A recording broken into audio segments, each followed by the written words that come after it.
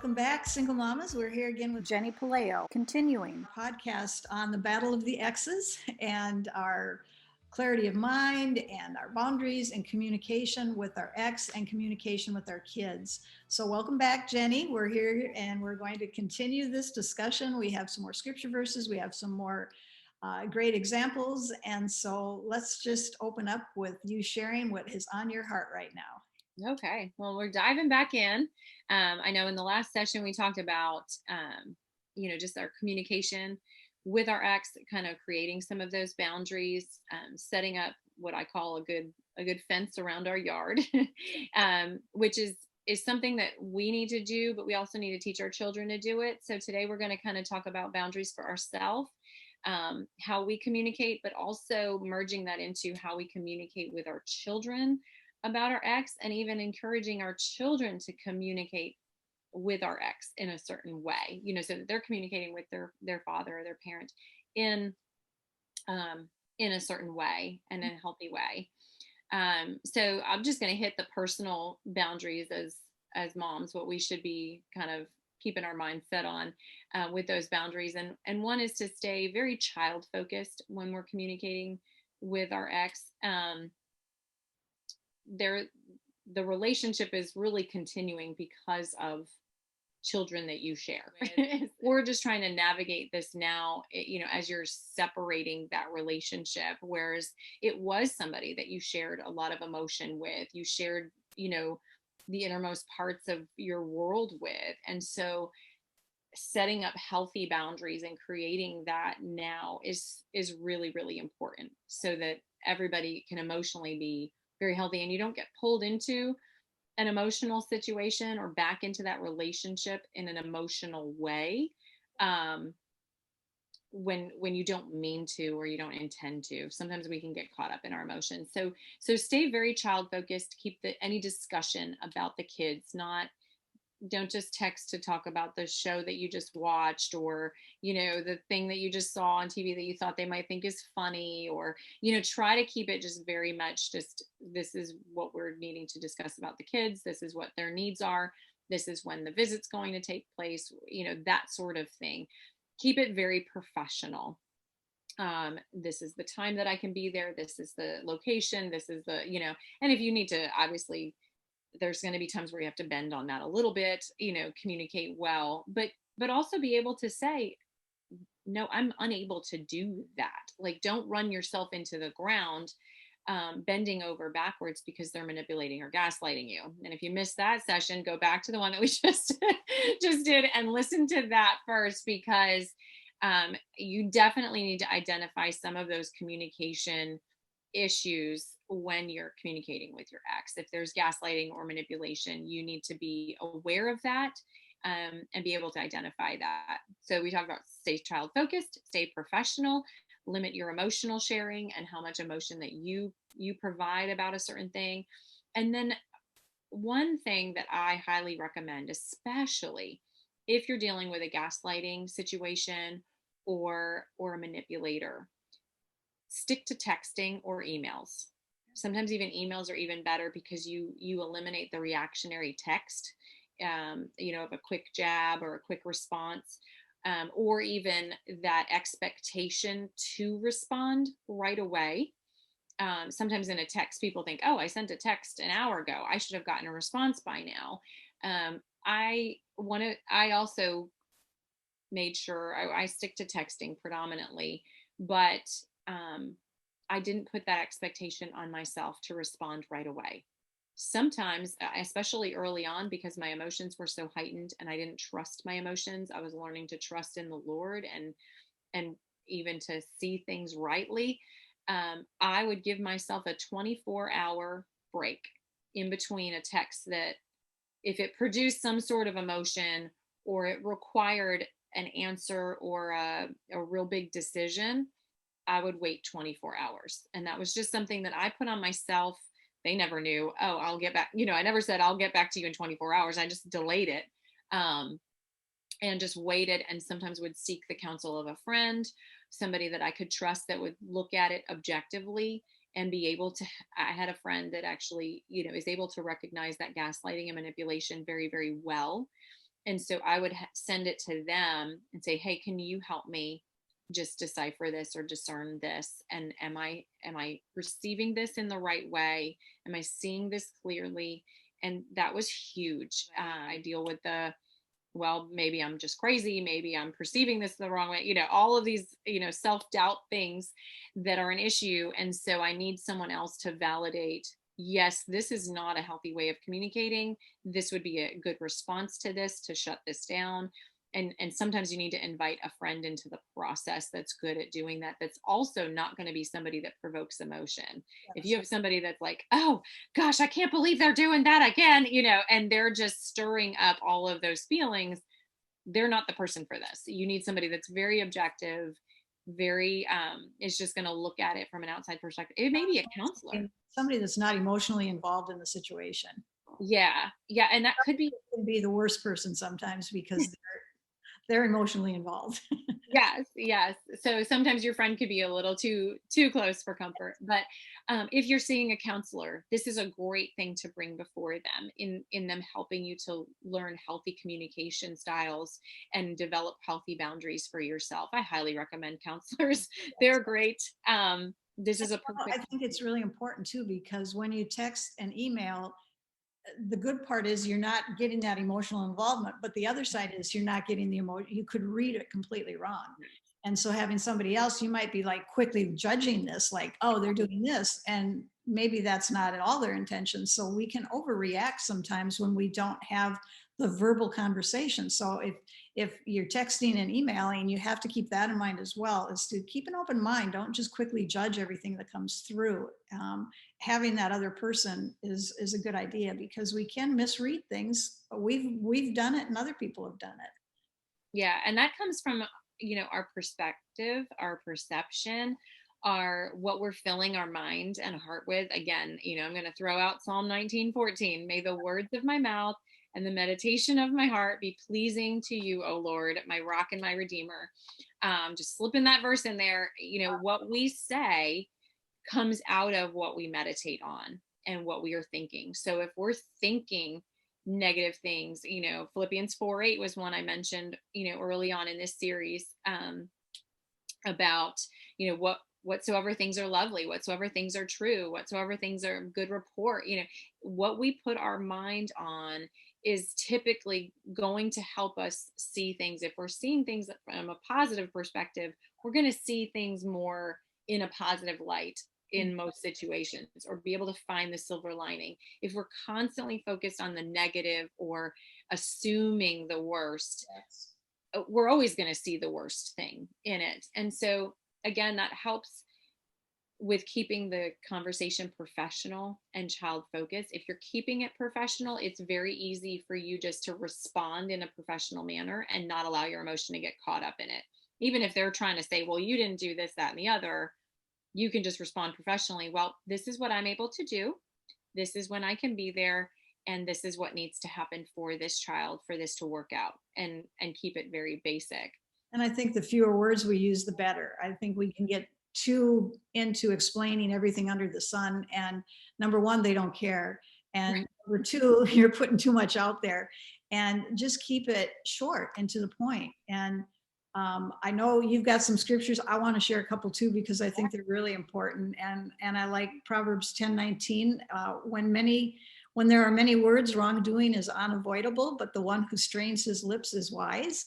We can blurt out too many things and talk too much and explain too much, and it's just too much. And we can do it with our kids as well, not just our exes, but we can over explain things to our kids as well. And another scripture that you might want to mark down is Proverbs 15:1, where it says, a soft answer turns away wrath, but a harsh word stirs up anger. Our tone means a lot, not just our words, but our tone also means a lot. I know I tend to come across much more harsh than I intend. And so our words can be harsh, but our tone can be harsh. And how we communicate is really something we have to learn all over again, because we just, from kids, we just talk and we blurt, and we don't think about how other people are hearing us and what they're hearing. And being with somebody who was harsh, maybe some of you have been with really harsh spouses and you become harsh yourself. And we want to have those soft responses. So fewer words, and watch your tone, and have soft replies, not that combative thing all the time. And like Jenny is saying, counseling is a huge help. It really makes a difference because we have to retrain ourselves. It's a difficult process to just start doing things differently. We can determine just so much and be determined, and the word helps us, but we have to really be retrained, and a counselor can help us do that many times. Yeah, yeah, and to heal and process through some of the experiences we've had in the past. Our past experiences often dictate how we respond to present circumstances. And especially if we've had a lot of difficult experiences with an individual, Mm-hmm.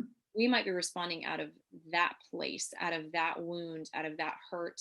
And it has nothing to do with the visit that your child is supposed to go on Thursday. It's you're just sharing angrily because of something else, and you're not able to just talk about that one basic thing that's supposed to happen. And You know, benefiting your child, if you're doing that, what is your child seeing? And right.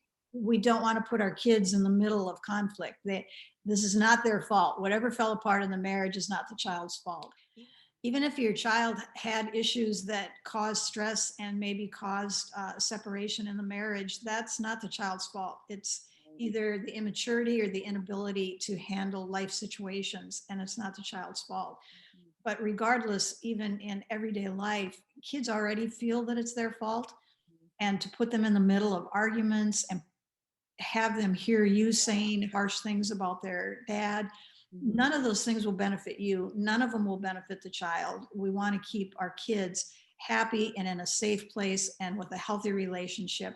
If you have an abusive spouse that they have to go and visit, that's a whole different situation. And you want to do everything you can to protect that child from those visitations and do whatever is in your power to make them supervised situations. And when you can't, you just pray like crazy and give your child the advice that they need to put boundaries themselves. So Jenny, share a few boundaries that kids can have.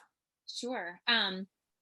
I think definitely, if your child's old enough to be communicating with their parent, um, encouraging them to only share what they're comfortable with. Again, showing them, that image of the lawn with the fence around it. You allow certain people to come in and know certain things about your home, about your life, about how you do life. Those are certain people. Those are special people that are willing to take care of, to respect what you have inside that boundary place, inside that fence. And some people don't respect those emotions. Some people use them for their advantage. They use them to twist things. If that's occurring with your children and their parent, encouraging them to see how much they actually want to share, or how they feel after they've shared certain things.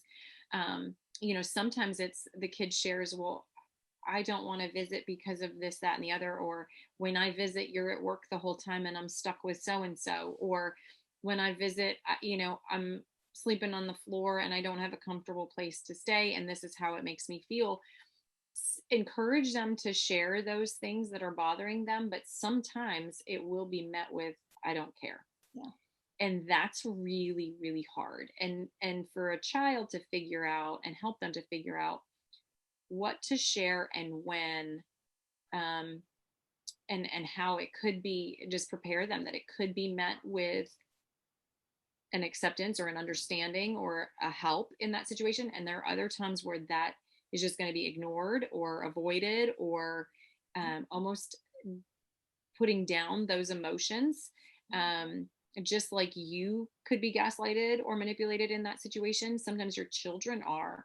And even for your kids, sometimes the texting is the better way to share more heightened emotional things. The child could say, I feel this about, so I feel about because is like a really good phrase, even for yourself to learn. But encouraging this child to say, I feel this, and identify a feeling about whatever the circumstance is, because da da da da. And so they're stating their feelings very openly, honestly, and relating it to a certain thing. So it's clear. And then they'll be able to kind of see, okay, what is that individual's response? Are they acknowledging the feelings? Are they denying that they have them? Are they telling them they feel that way and it's wrong? Um, and, and I've had to teach children how to identify gaslighting, and be able to look at a text thread and go, oh, but here they're blaming you. Oh, here they're blaming someone else. Here this is, and you identified, when you do this it makes me feel a certain way. I feel this about this, and it's coming back now as it being everybody else's fault, and them not owning it themselves, and be able to see that, so that they don't take that blame on themselves. And So that helps them learn, it puts that guard in their heart that they know what they can share and what they can't. Because if they're ignored or told it doesn't matter enough times, I mean, that hurts them. But yeah. to help them understand that this is this person's personality and these are some of the things that work, and enjoy the times that are the good times and the times that aren't. You just need to learn that this is who this person is. And I think you need to always encourage them that that parent loves them. Mhm.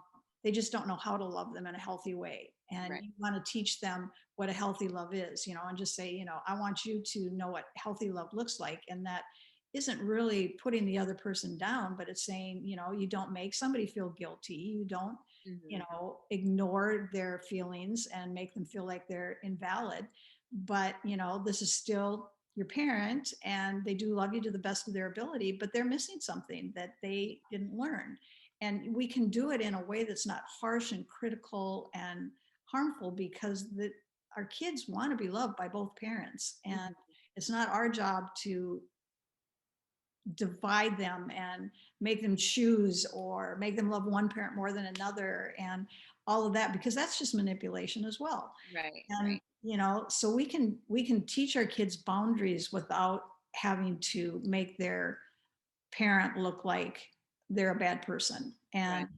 they will recognize for themselves, they will mature and they will see for themselves, and they will understand better as they get older.